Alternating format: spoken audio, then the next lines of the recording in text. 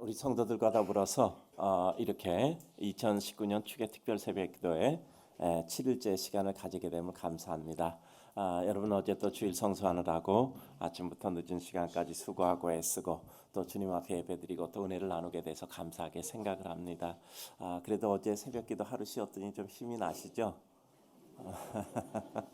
근데 힘이 날 것 같은데 새벽기도 하루 쉬고 아주 푹 쉬시는 분들이 계시더라고요. 꼭 이렇게 뭐 저희도 이렇게 29년째 교회가 진행되다 보니까 그렇지 않습니까?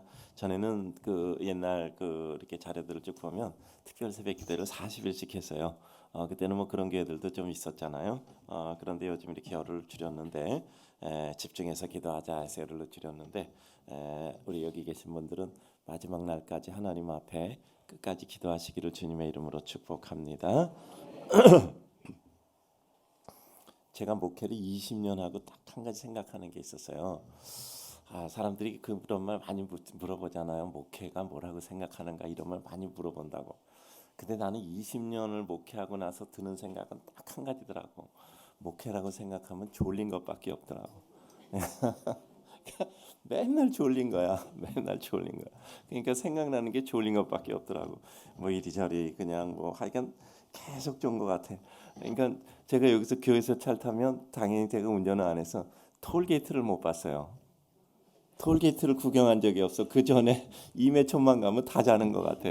어떤 때는 또 여기 오면은 지하실에서 제가 자니까 안 깨운 적도 있는 것 같아서 지하실에서 계속 자고 있는 것 같아. 교회 도착해서. 근데 그렇게 이렇게 오다 보니까 벌써 이렇게 30년 가까운 시간이 흘렀고 또 이렇게 우리 아이들이 자라서 또 어른이 되었고 또 요즘 보면은 아이들이 자라서 가정도 이루고 그래서 든든한 또 하나님의 백성으로 서가는 모습들을 보면서 참 감사하다 하는 생각을 하게 됩니다. 또 우리 성도들도 또 믿음이 커져서 또 믿음의 일가들을 이루시고 또 후손들까지도 또 이렇게 교회 안에서 우뚝우뚝 서고 또 하나님의 백성으로 자라게 됨을 생각하니까 참 감사하게 생각합니다. 오늘 이렇게 특별 새벽기도를 가지면서 또 오늘 비도 오고 날씨도 차가워지고 하는 것을 보면서 또 우리 차량위원들 밖에서 열심히 추운데도 불구하고 수고하고 애쓰는 모습들을 보니 마음에 참 너무나 감사한 생각이 듭니다. 우리 찬양대 오늘 4시까지 나오셨죠? 예. 그럼 몇 시에 일어나셨겠어? 그 3시에 일어나서 또 그래도 화장을 하고 오시잖아요. 그러니까 그 얼마나 그 또 이렇게 일찍 일어나서 수고를 하셨겠어요. 저는요 처음에 새벽기도에 이렇게 올라오는데 성도들 만나면 절 보고 외면해서 난 굉장히 시험에 들었어요.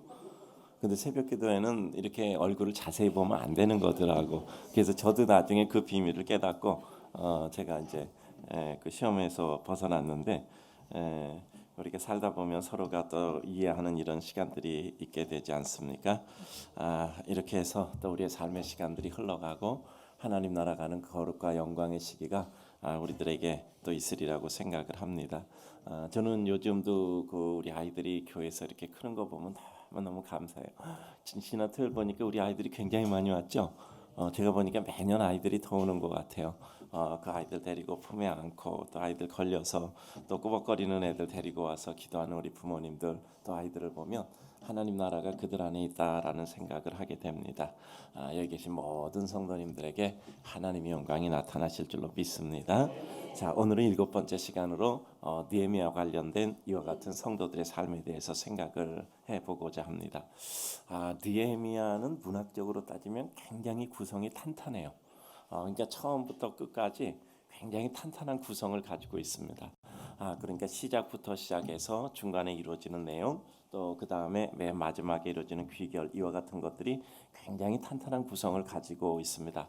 처음에는 우리가 아는 것처럼 느헤미야서는 예루살렘의 성곽이 다 불이 타버리고 소화돼서 그것으로 말미암아 성곽이 다 무너지게 되고 믿음은 떨어지고 백성들의 마음은 산지사방으로 흩어지고 그것으로 말미암아 국군이 땅에 떨어지는 이와 같은 민족의 비보가 들리기 시작합니다. 그런 가운데 그것을 멀리 페르시아의 아닥사스당의 관원으로 궁에서 일을 하고 있는 이와 같은 느헤미야에게 전해지게 되죠. 근데 느헤미야는 그 당시에는 왕과 가까운 상당히 높은 사람이었어요. 이 과정을 보게 되면 첫째, 느헤미야가 내가 예루살렘 총독으로 가겠습니다 하는 말을 할 정도로 왕과 가까웠던 사람이요. 그러니까 왕에게 자기 인사청탁을 할 수 있는 이런 정도의 사람이었던 겁니다. 왕과 굉장히 개인적 친분이 있는 거죠. 이 사람은 이국인이죠. 말하자면 아주 자그마한 이와 같은 그 지배국에 있었던 사람이 그 왕궁에 가서 왕과 이런 개인적인 인사청탁을 할 만큼 굉장히 왕과 친분을 가지고 있는 이런 상태에 있었단 말이에요. 그러니까 예루살렘 총독을 한직으로 여길 수 있을 정도로 그 느헤미야가 가지고 있는 그 당시의 직책이 상당한 직책을 가지고 있었던 겁니다. 또 뿐만 아니라 느헤미야는 이와 같은 얘기를 왕에게 할 때 왕이 그 말을 들어줄 정도로 왕에게 있어서 신임을 받고 있고, 그것뿐 아니라 느헤미야는 왕에게 통행권과 산림 채번권들을 이렇게 말할 정도로 느헤미야는 왕에게 분명한 자기 의사를 표현할 수 있는 이런 정도의 사람이었던 것을 보면 느헤미야는 당시로서는 상당히 위치를 가지고 있었던 이런 사람인 것이죠. 그런데 이런 느헤미야가 마음의 의분을 가지고 하나님의 백성이 이렇게 땅에 떨어진 영적인 사기와 그리고 국가적인 여러 가지 구군의 쇠진을 보고 민족의 뜨거운 마음을 가지고 하나님께 금식하고 기도하다 결심하고 왕에게 말해서 허락을 받고 결국 예루살렘 총독으로 부임하잖아요. 예루살렘 총독은 당시 한직이었단 말이에요. 그러고 그것으로 말미암아 참 어려웠죠. 여러분 제가 그 얘기 드리잖아요. 배너 영화 보면은 거기 로마의 이제 그 귀족들이 이제 목욕탕에서 목욕을 하잖아요. 그러면서 한 귀족이 이런 얘기를 하잖아요. 뭐라고 얘기합니까? 나 예루살렘 총독으로 가게 됐어. 그러니까 그 옆에 있는 사람이 뭐라 그러죠? 밀랍 많고 그렇게 먼지 많고 하는 이런 데 어떻게 가느냐. 그러니까 당시에 그 이와 같은 로마 사람이 생각하기에 예루살렘은 굉장히 근무하기가 어려운 지역이었단 말이에요. 그러니까 여기 페르시아가 식임을 가지고 있었던 이런 때도 마찬가지란 말이죠. 그런데 그런 한직을 자원해서 선택해서 가는 것은 마음이 뜨거운 마음이 있었던 거예요. 그런데 그 뜨거운 마음이 있었음에도 불구하고 그에게 닥치는 것은 상당한 어려움이었죠. 근데 어려움을 극복해 가는 겁니다. 처음에 예루살렘에 딱 부임했을 때 첫 번째 일어나는 게 뭐냐면 사단의 세력의 근심이에요. 이 느헤미야가 가서 뭐 수색 정찰하고 이제 모든 거 다 이렇게 진행하잖아요. 그런데 그 사단의 세력이 누구냐면 도비야, 산발락과 도비야예요. 산발락과 도비야라는 대표적으로 하나님의 일을 가로막는 사람이었단 말이에요. 느헤미야 2장 10절을 보면 산발락과 도비야가 하나님의 일을 하러 왔다는 이와 같은 이야기를 듣고 크게 근심합니다. 그 사람들도 느헤미야에 대해서 알아본 거죠. 그런데 저 느헤미야가 와서 정말 뭔가를 하려는 것 같다라는 걸 보고 사단의 세력이 근심을 하게 된 겁니다. 항상 영적인 세력에 있어서 사단의 세력은 하나님의 세력을 어떻게 해서든 넘겨뜨리려고 하는데 이와 같이 믿음으로 강하게 나갈 때 사단의 세력이 이와 같이 근심을 하게 되죠. 그래서 그와 같은 일들을 자기들의 일을 하려고 여러 가지 계략을 꾸며서 이 일을 진행하게 됩니다. 그래서 무엇이 나오냐면 네 번의 사단의 계략과 네 번의 방어가 나옵니다. 구조는 그렇게 돼 있습니다. 그런데 그것을 시작할 때 느헤미야가 한 일이 뭐냐면 첫 번째가 백성들에 대한 설득 작업이었어요. 느헤미야 2장 17절에서 18절을 보면 백성들을 모아놓고 자 일어나자 예루살렘 성벽을 건축하자. 그래서 민족의 구분을 살리자라고 백성들을 모아놓고 수색 정찰하고 모든 상황을 보고 그래서 한 것이 백성들의 마음을 하나로 묶는 일이었단 말이죠. 그러니까 어떤 일을 할 때 백성들에게 명령을 한 것이 아니라 백성들의 마음을 먼저 샀던 거예요. 그래서 한편에선 사단이 근심하고 한편에선 백성들의 마음을 사고 이와 같은 장면을 통해서 일이 진행되고 바로 이루어지는 네 번의 이와 같은 여러 가지 것들이 있죠. 대략 요구하면 네 번입니다. 네 번의 이와 같은 계략이 진행되고 계략에 대해서 방어를 하게 됩니다. 그리고 우리가 읽은 예루살렘 성이 52일 만에 완성되는 이와 같은 역사가 이루어지게 되죠. 완성되는 역사가 이루어지는데 이와 같이 빨리 완성되는 역사가 이루어질 수 있는 것은 모든 사람이 마음을 바칠 수 있었던 거예요. 그래서 마치 레고 블록 쌓듯이 백성들이 차곡차곡 하나하나 모든 것을 이렇게 끼워 맞추듯이 그 일을 진행한 겁니다. 그러니까 굉장히 속도가 빨랐던 거죠. 그런데 그와 같은 모든 일을 한 부분씩 한 부분씩 한 부분씩 이렇게 감당하는데 거기 딱 한마디 이런 것이 있습니다. 드고와의 귀족은 담부치 않았다. 이 느헤미야 마음에는 모든 백성들이 다 나와서 같이 협력을 해서 블록 끼우듯이 성벽을 완성했는데 드고와의 귀족만은 거기 동참하지 않았던 거예요. 그거를 역사에 기록하고 있습니다. 이게 역사입니다. 그러니까 드고와의 귀족은 우리는 부담하지 않겠어. 우리는 수고하지 않겠어. 저것도 뭐 이렇게 해서 하지 않았는데 벌써 수천 년이 지난까지 우리에게 드고아의 기적은 단부치 아니었다라는 것이 기록은 남는 겁니다. 이게 역사거든요. 제가 말씀드렸잖아요. 제가 이제 앞으로 저희가 역사관을 만들어 놓고 각 교회마다 역사관을 두는 일들을 제가 이제 이렇게 확산시켜 나가려고 그래요. 왜냐하면 역사라는 건 항상 이후를 의식하는 거거든요. 우리가 역사를 의식하자라는 것은 항상 어떤 한순간 현재가 아니라 이 뒤에 모든 나의 삶과 나의 역사와 그리고 우리의 모든 교회 역사가 어떤 의미를 가지는가. 그러니까 역사의 기록이라는 것은 굉장히 중요해요. 여러분 잘 아시잖아요. 왕은 무치예요. 왕은 부끄러운 게 없는 겁니다. 왕은 어떤 일을 해도 돼요. 무치예요. 왕은. 그러니까 왕에 대해서 비난할 수 있는 사람은 아무도 없어요. 근데 그 전지전능한 왕이 딱 한 가지를 못했는데 뭘 못했죠? 역사는 왕이 건드릴 수가 없는 겁니다. 그래서 왕의 모든 일거수일투족을 사관이 기록을 해서 어디다 넣죠? 사초함에 넣잖아요. 어떤 왕도 그 사초함을 건드릴 수는 없는 거예요. 패역한 왕이 사초함을 건드리면 그는 어떻게 됐죠? 그는 왕으로서 패륜이 되는 겁니다. 그러니까 역사는 아무도 건드릴 수 없어요. 역사는 자신이 기록하는 것이 아니라 사초를 기록으로 왕이 죽으면 실록을 구성하는 거예요. 그래서 그것으로 말미암아 왕의 모든 것들이 평가가 되잖아요. 그래서 패역한 왕들은 왕이 되지 못하고 종 뭐 이렇게 불리지 않아 되지 못하고 연산군 뭐 이렇게 다시 그 왕으로서 평가를 되는 이와 같은 일들이 진행이 되는 거죠. 그런데 결국은 이 드고아의 기적에 대해서 이 느헤미야는 가슴 아파하고 있던 거예요. 민족이 다 화합을 하는데 이 드고아의 기적은 같이 협력을 하지 않았던 거예요. 그리고 결국 52일 만에 완성되고 어떤 일로 나가게 되냐 하면은 이후에 성전 척결 그리고 안식일 회복 그리고 나아가서 결혼제도 확립 이와 같은 것들을 통해서 이루어지는 성전의 정결과 사회제도 개혁을 이뤄가는 겁니다. 그러니까 먼저는 영적 부흥과 그 다음에 사회적인 제도 개혁 그러니까 개인 구원에서 사회 구원으로 나가는 거예요. 그러니까 굉장히 많은 요소들이 아주 일목요연하게 이루어져 있습니다. 그 짧은 성경 가운데 이와 같은 것들이 전체적으로 구성이 되어 있거든요. 그래서 이런 가운데 우리는 느헤미야서를 보면서 결국 무엇을 보냐 하면 여러 가지 어려움 속에서도 거침없이 흘러가는 하나님의 은혜의 역사입니다. 근데 여기서 이 어려움을 보면 네 가지가 아마 우리 성도님들이 생활 속에서 아마 이런 일을 당할 거라고 생각해서 제가 이게 요약을 해봤습니다. 첫째는 따라서 합니다. 조롱과 비웃음, 협박, 계략, 거짓 선지자 매수. 이 네 가지가 기록이 됩니다. 이게 말하자면 모든 사단의 계략의 버라이트 쇼 같은 이와 같은 아주 다양한 것들이 다 기록이 되어져 있어요. 근데 우리가 하면서 어떤 일을 이룰 때도 이 네 가지가 꼭 이렇게 나오는 거예요. 첫째 조롱과 비웃음, 두 번째 마음에 두려움을 주는 협박, 세 번째 계략으로 말미암아 우리의 모든 것을 무너뜨리려 함, 마지막으로는 정한다 할 때 영적인 혼미를 가져오는 이게 느헤미야에게 가장 어려웠던 시험이에요. 거짓 선지자를 매수해서 흔들어 버리는 거예요. 그래서 여기에 대해서 이제 대처한 것들이 뭐냐하면 자, 첫 번째 계략 가운데 아까 말씀드렸죠. 사단이 하나님 일을 하려니까 근심해. 거기서 그들을 계책을 세우는 거야. 사단이 계책을 세우는 동안 느헤미야는 뭐죠? 백성들을 다 모아서 우리가 이러이러하니까 예루살렘 성벽을 건축하자라고 백성들을 설득해 나간단 말이에요. 느헤미야는 백성들에게 명령을 하지 않고 백성들에게 설득을 했어요. 전 우리 성도들도 세상을 설득하는 이들이 되길 주의 이름으로 축복합니다. 명령한다고 되지 않아요.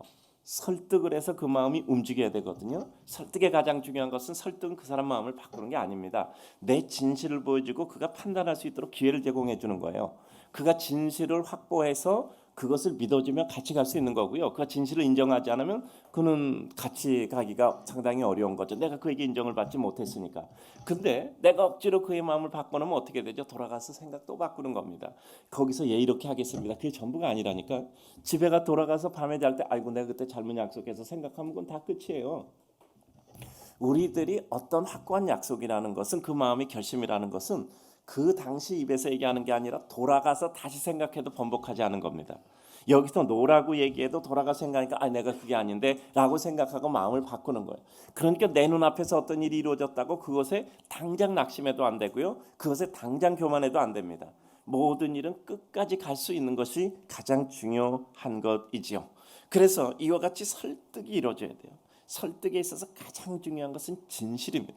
설득은 결국 내가 그 순간 얼마나 진실한가 하는 자신과의 싸움이에요. 그래야 그것이 오래 지속력을 가지고 있습니다. 상대의 마음을 바꿀 수 있는 기술과 이와 같은 테크닉이 아니에요. 그래서 정말 자신과의 싸움에 내가 얼마나 진실할 수 있는가. 그러니까 우리가 사람의 마음을 산다라는 것은요, 상대와의 싸움이 아니라 자신과의 싸움인 겁니다. 그래서 우리도 사회생활 하잖아요. 그리고 어떤 일도 진행하잖아요. 모든 게 거짓이 난무하고 또 사실이 난무하는 이와 같은 삶 속에서도 우리가 믿음 가운데 살아가는데 우리는 바라보는 걸 그러한 세상을 바라보는 게 아니라 하나님을 바라보는 거잖아요. 눈앞에 있는 것이 전부가 아니라 그 가운데 이루어지는 하나님의 역사를 보잖아요. 결국 마지막에는 하나님이 정하신 대로 됩니다. 그럼 우리는 하나님이 정하신 그 기준에 따라 살아가게 되는 것이죠. 자, 그런데 이와 같은 계략의 방법이 첫 번째는 조롱과 비웃음이란 말이에요. 우리의 사기를 저하시키고 우리 자신을 다시 돌아보게 하는 거죠. 그러니까 산발락과 도비엘 등이 뭐라 그랬습니까? 너희가 건축하려는 성벽은 여호와 한 마리만 올라가도 무너지리라. 그러니까 너희가 하는 일은 우습다라고 조롱하는 거란 말이에요. 근데 이 조롱과 비웃음 그리고 정말 백성들의 마음을 흩어버리는 것, 이와 같은 것들을 어떻게 해결했냐면 느헤미야 4장 4절 이하를 보면 하나님께 기도를 지속적으로 하는 겁니다. 지속적으로 기도하고 오히려 마음 들여 역사했다라고 기록하고 있습니다. 그러니까 우리들에게 여러 가지 조롱, 비웃음, 사람들의 여러 가지 방해 모든 것이 올수록 우리는 그것을 더욱더 뜨겁게 기도하지 않으면 그것을 견딜 수가 없어요. 우리 마음을 흔드는 겁니다. 사단은 우리 마음을 흔들어서 우리 주변의 사람을 흔들어서 이간하고, 여러분 잘 알잖아요. 우리가 어떤 일을 하게 되면 가장 중요한 게 흔들고 사람 사이를 이간하고 그래서 모든 것을 다 흩어버리는 겁니다. 우리가 잘 아는 모든 전쟁의 역사, 이와 같은 모든 것 하나님 앞에 기도하는 히스기야도 하나님의 말씀 따라서 굳건하게 이와 같이 아수라의 군대와의 싸움에서 이렇게 지내고 있으니까 겉에 그들이 본 계략이 뭡니까? 백성들과 이와 같은 히스기야의 마음을 갈라놓잖아요. 야, 히스기야가 하나님이 지켜준다 하는데 그거 다 거짓말이다. 하나님이 무슨 너희를 지켜주냐? 히스기야는 거짓말하고 있다. 백성들과 히스기야의 마음을 이간시키잖아요. 그러니까 언제든지 이것을 통해서 백성들과 하나님의 사람들 사이를 이간시키는 거예요. 그리고 우리의 마음속에서도 늘 흔드는 거죠. 그 다음에 조롱과 비웃음이 안 통하니까 어떻게 돼? 구체적인 힘의 행사란 말이에요. 이게 뭐죠? 협박이란 말이에요. 우리가 가서 너희들 다 쳐부수고 너희들 다 죽여버리겠다. 그런데 거기 느헤미야는 또 어떻게 했죠? 여기서 또 하나님께 오히려 기도한단 말이에요. 그리고 그들은 어떻게 했죠? 자, 따라서 합니다. 한 손에는 기계를, 한 손에는 병기를. 예, 그러니까 한 손에는 방어를 하면서 한 손에는 언제 쳐들어오든지 언제 쳐들어오든지 방어하겠다고 병기를 들고 한 손에는 끊임없이 그 일을 지속한 겁니다. 그러니까 아무리 어려움이 있어도 방어만 한 것이 아니라 끝까지 그 일은 가는 거예요. 끝까지 가는 겁니다. 그러니까 우리가 협박을 받고 두려운 마음이 들겠죠. 가서 쳐부수겠다라고 해도요. 이와 같이 끝까지 한 손에는 기계를, 자 따라서 한 손에는 기계를, 한 손에는 병기를, 한 손에는 방어하면서 한 손에는 또 공격하면서 이와 같이 공격적으로 그 모든 것을 지어가는 것을 의미하고 있는 것이죠. 그러니까 우리 마음에 두려움이 올 때 우리는 두려움 때문에 방어할 뿐 아니라 두려움 가운데도 우리 하는 일을 지속해야 돼요. 지속해야 돼. 끝까지 가야 됩니다. 만약에 두려워서 그것을 방어만 하느라고 이렇게 있다 보면 야 우리 지키고 있자 하면 아무것도 없어요. 우리가 뭐 축구가 수비만 해갖고 점수 안 나면 무승부밖에 못하잖아. 결국은 공격해서 점수를 넣어야 되거든요. 그러니까 우리가 어떤 일 할 때 끝까지 우리는 가는 겁니다. 끝까지 아픔도 있고 시련도 있고 마음의 두려움도 있고 위축도 되고 마음에 여러 가지 우울함도 있어도 그래도 우리가 가는 거예요. 여러분 우리 살다가 이런 생각을 하셔야 됩니다. 아무리 어려운 순간에도, 따라서 합니다. 아무리 어려운 순간에도 내가 기능적으로는 하나님의 역사를 이루겠다. 자, 우리가 어떤 일을 하는데 마음에 기쁨이 없어요. 마음에 기쁨이 없으니까 못한단 말이야. 근데 마음이 기쁨에 없는 순간에도 내가 기능적인 나의 사역을 한다라는 마음을 가지고 그 일을 지속화시켜갈 때, 내 마음이 바뀔 때 그 일은 지속화돼서 가속화되는 거예요. 근데 내가 기분이 안 좋아, 내 마음이 안 좋아, 그래서 그 일조차 놓게 되면요, 나중에 내가 마음을 회복했을 때 그건 이미 녹슬어져 있어요. 녹슬어져 있기 때문에 새로 시작하려면 녹 닦아야 되고 모든 거 하려면 훨씬 더 어렵습니다. 우리가 때로는 어떤 일에 대해서 항상 잘할 수는 없습니다.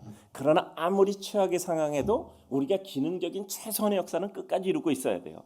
끝까지 줄을 놓지 않아야 됩니다. 우리는 모든 일이 정서와 의지가 있는데 우리가 정서로 의지를 사멸시키면 안 돼요. 때로는 의지가 약화될 수도 있어요. 그러나 그럼에도 불구하고 우리의 정서 때문에 의지적인 기능조차 상실하면 안 된다는 말이에요. 자, 따라서 합니다. 아무리 어려운 순간에도 기능적인 내 역사는 끝까지 한다.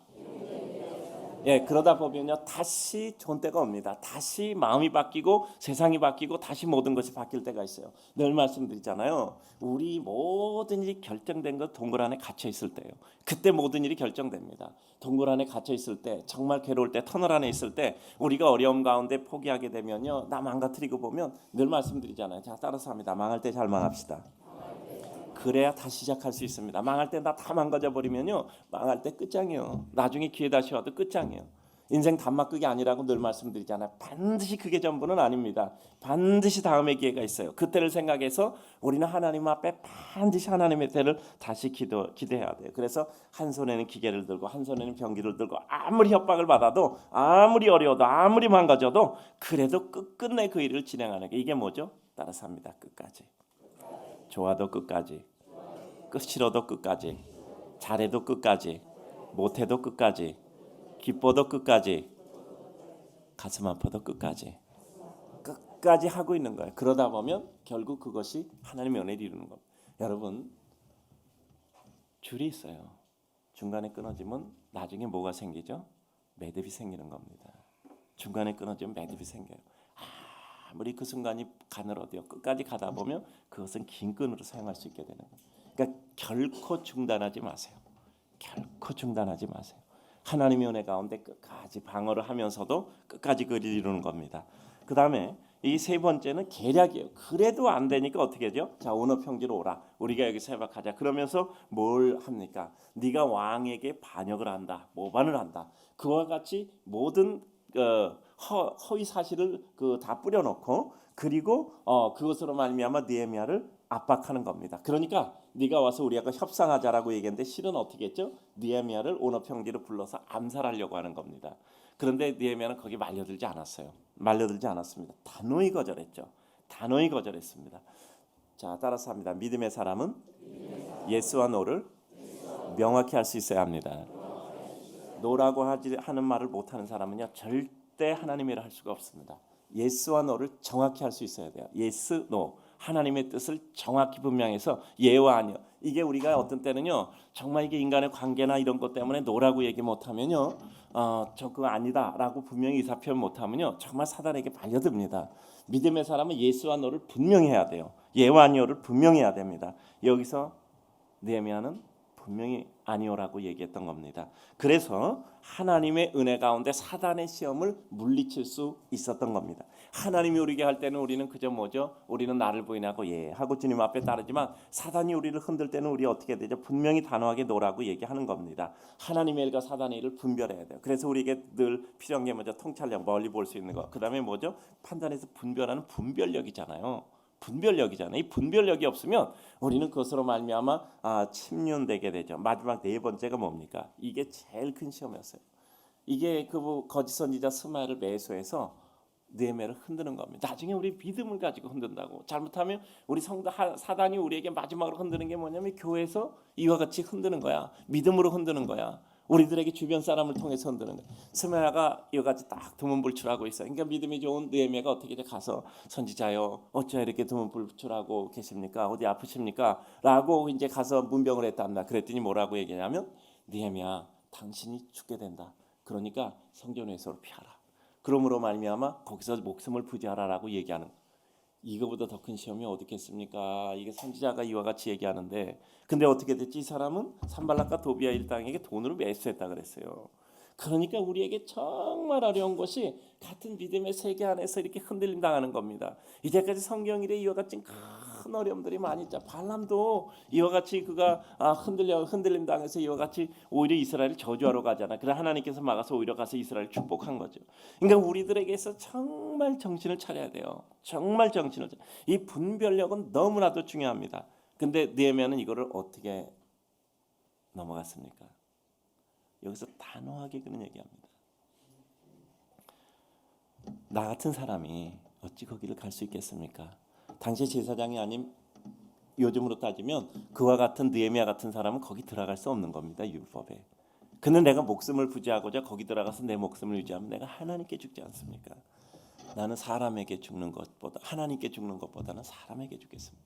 하나님께 징계받아 죽는 것보다는 율법 어겨서 하나님께 징계받아 죽는 것보다는 차라리 내가 사람에게 죽는 것을 선택하겠습니다.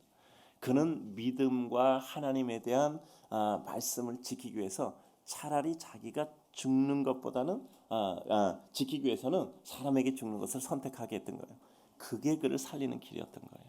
가장 중요할 때 정말 우리가 하나님의 말씀의 법대로 하나님의 은혜대로 믿음대로 지키는 느헤미야는 분명히 선지자가 그렇게 말하니까 죽는 거죠. 근데 느헤미야는 내가 차라리 사람에게 죽는 것이 낫지 적군에게 죽는 것이 낫지 내가 하나님의 율법을 어겨서 내가 하나님에게 이와 같이 범죄하는 것은 나는 선택하지 않겠다라고 단호하게 그는 얘기한 겁니다. 그리고 차라리 제가 죽는 길을 선택하겠습니다. 그래서 그 시험을 넘어가는 겁니다. 어떻게 하겠어요? 거기 가면 어떻게 사람들에게 모두 다 또 선전하겠죠. 느헤미야가 율법을 어겼다. 율법을 어긴 이와 같은 선지자를 따르겠느냐. 이와 같이 하지 않겠습니까? 또 그리고 율법을 어긴 자를 죽이자. 뭐 이와 같은 일을 하지 않겠습니까? 이 계략이었단 말이에요. 근데 느헤미야는 계략이다 아니다 이것을 넘어서서 하나님의 말씀의 정도를 갖던 겁니다. 결국 그것을 통해서 그는 산발락과 도비아 일당의 모든 개교를 물리치고 2일 만에 예루살렘 성벽 수축을 완성하고 그리고 예루살렘 수문 앞에서 영적 대붕의 역사를 삭사 이스라엘을 모셔다가 이루게 되고 거기서 어떻게 되죠? 절기를 회복하고 11조를 회복하고 그들은 하나님 앞에 성의를 회복했단 말이에요. 그리고 나가서 하나님 말씀 모든 백성들이 다 일어나서 말씀을 들었어요. 그리고 그들이 울고 통회하고 하나님 앞에 돌아오는 영적 대붕의 역사를 이루잖아요. 그래서 이와 같은 것을 통해서 하나님의 새로운 역사를 이루고 나아가서 아까 말씀드린 성전 척결, 안식일 확보, 그 다음에 나아가서 결혼제도 확립, 이와 같은 사회 개혁과 제도를 다시 이뤄가는 개인구원에서 사회구원으로 나아가게 됐던 겁니다. 이와 같은 장면을 보면서 우리가 느끼는 것은 뭐냐면 따라서 합니다. 끊임없는 도전 속에 더 확실한 응전. 우리 역사라는 건 도전과 응전이잖아요. 어떤 도전이 있을 때 응전한 이렇게 민족과 단체는 역사 속에서 반드시 진보합니다. 그러나 도전에 응전하지 못하는 이와 같은 민족은 소멸되고 말았던 거예요. 그래서 우리 개인적으로도 마찬가지입니다. 여기 뭐라 그랬죠? 자, 따라서 하면 조롱과 비웃음, 협박, 계략, 거짓 선지자 매수. 이와 같은 다양한 방법을 통해서 흔드는 건데 그럼에도 불구하고 굳건히 갔단 말이에요. 우리 사랑하는 성도님들 요약해서 한마디로 얘기하면 따라서 합시다. 끝까지 믿음대로, 끝까지 말씀대로, 끝까지 정한 대로, 끝까지 기도한 대로. 그래요. 그래서 하나님의 은혜를 이루시기를 주의 이름으로 축복합니다.